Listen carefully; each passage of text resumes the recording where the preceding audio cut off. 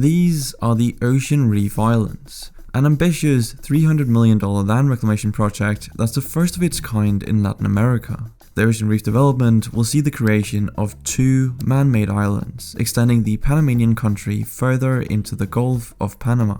And if you look at a map of Panama and take into consideration the Panamanian economy, you'll see 2 important challenges these islands are meant to solve: lack of available land and economic diversification. And what better way to achieve this than by building islands that will facilitate ultra-exclusive luxury developments that will cater to wealthy foreign investors? Well, chances are this isn't the greatest of ideas, but if you ask Ricardo Martinelli, Panama's president at the time of the announcement of these islands, he'd disagree. See, on October 22nd, 2010, when Martinelli made the announcement for this project, he promised a, quote, variety of home sites that redefine waterfront property ownership surrounded by an array of exclusive living options for connoisseurs of luxury. And it's fair to say he wasn't kidding. The Ocean Reef development offers 3.5 miles of waterfront properties featuring spectacular views on 2 new islands called East and West Island, connected to Panama City by a 500-meter long bridge. The islands are relatively small though, as they are just 46 hectares in size, and they will only accommodate 137 residences. In total, it is estimated that over 6 million square meters of rock and sand were required for the land reclamation. And while this certainly seems ambitious for a small country like Panama, the Ocean Reef project is not the first time Panama has engaged in land reclamation for the sake of constructing luxury accommodation. See, these new islands are to be constructed off Punta Pacifica, a place constructed from mudflats, previously assumed to be unsuitable for building, which means Panama has turned the previously unusable 3 square mile Punta Pacifica into one of Central America's wealthiest neighborhoods. Panama has joined a community of nations, notably Dubai, Japan, and Singapore, all of which have created luxury residential communities in what was once a bare patch of water. Consisting of 18 luxury condominiums, a Marriott hotel, and one of the finest medical facilities in the country, Punta Pacifica was aimed at one market: wealthy foreign investors. So you might have guessed who these islands are for.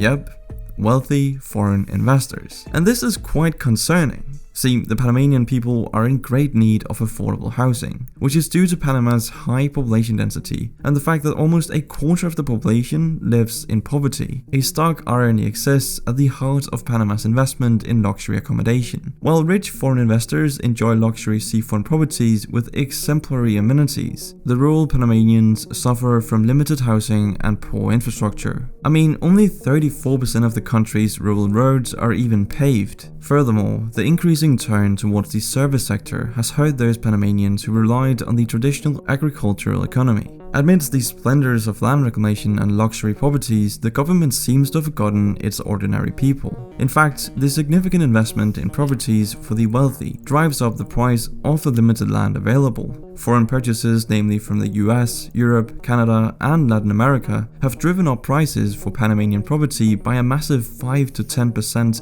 each year. There were only 140 family homes being constructed in the Central Bay Area, which would command a price of over $200,000, while the average wage is $54,300. The results of this inequality are stark.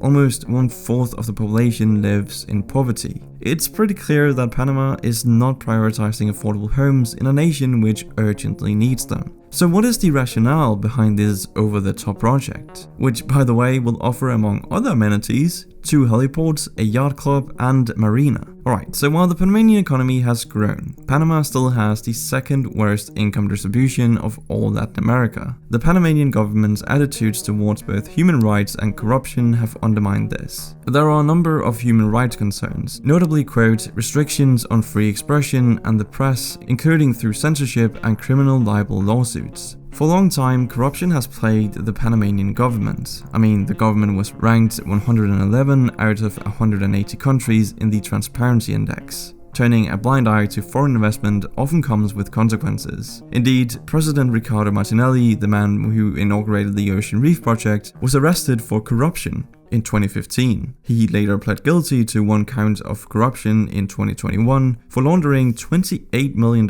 in a massive bribery and money laundering scheme involving a Brazil-based global construction conglomerate. All this corruption and inequality makes the government's decision to heavily invest in the Ocean Reef project even stranger. But the argument seems to be that in order to drive broader economic growth, you need a greater level of foreign investment that will then hopefully bring greater levels of prosperity. Which is great and all, but why is the government so fixated on increasing foreign investment specifically? Well, considering the fact that the Panamanian economy is largely dependent on its considerable service sectors worth almost 75% of its GDP, as well as its exports consisting of petroleum, medicine, agricultural produce and other goods. This might make sense. And to be fair, Panama has done a great job pulling in foreign investments historically. See, Panama's economy developed in the 1990s when major structural reforms aimed at liberalization and privatization meant they sold off state-owned industries and opened up the country to be one of Central America's vital trading hubs. Panama's usage of the US dollar, strategic location, attractive tax arrangements, infrastructure and economic diversification has created one of the most attractive investment opportunities for wealthy foreign individuals.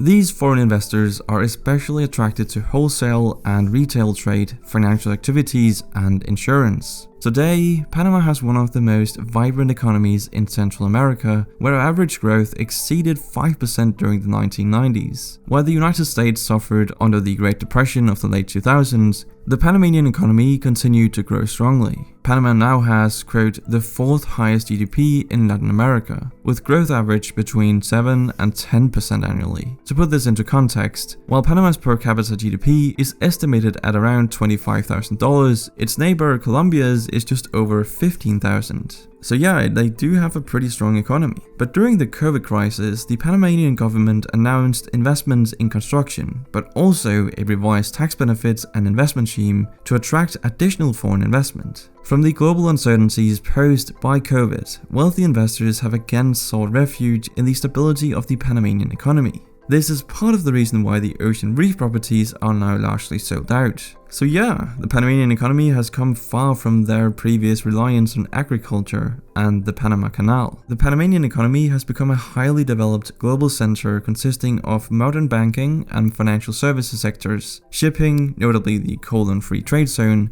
the world's second largest free port and free trading zone, together with significant levels of foreign investment. Panama has signed major free trade agreements, notably the Trade Promotion Agreement with the United States in 2012, which removed barriers for trade in goods and services, notably financial services. Then there's Panama's most famous asset, the Panama Canal, that was widened in the late 2000s to facilitate larger cargo vessels. Capitalizing on its excellent location, Panama remains one of the world's most significant global trading hubs with significant levels of economic growth to match. It is estimated that 4% of global trade moves through the canal, and as we know, the Panamanian government has sought to steer the economy towards increased levels of foreign direct investment instead, which they've been pretty great at considering the country attracts the greatest share of foreign direct investment in the whole of Central America, totaling $4.8 billion in 2019. And this is where the Ocean Reef project comes back into play. After all, what better way of attracting wealthy investors than to spend money on luxury properties?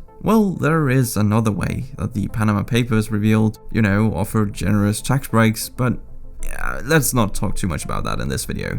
But yeah, it's no surprise that one of the world's largest offshore law firms, Mossack Fonseca, was based in Panama. The tax structure itself is designed specifically to attract foreign investors in real estate, as income earned outside of Panama is not liable for Panamanian taxation, while the country's property taxes are among the lowest in the region. These total only 0.5 to 0.7% on primary residences valued at over $120,000. In fact, offshore companies operating in Panama, as well as their owners, pay no corporate taxation. This means Panama has become the Caribbean's most significant tax haven. Offering low taxes and strict confidentiality rules, the luxury developments cater to these wealthy investors searching for a stable place to invest. The Panamanian economy, therefore, helps us understand the nature of this investment. A throw of the dice to attract a greater share of the world's wealthy investors. Pretty insane if you ask me, considering their current situation with their population, but what do you think?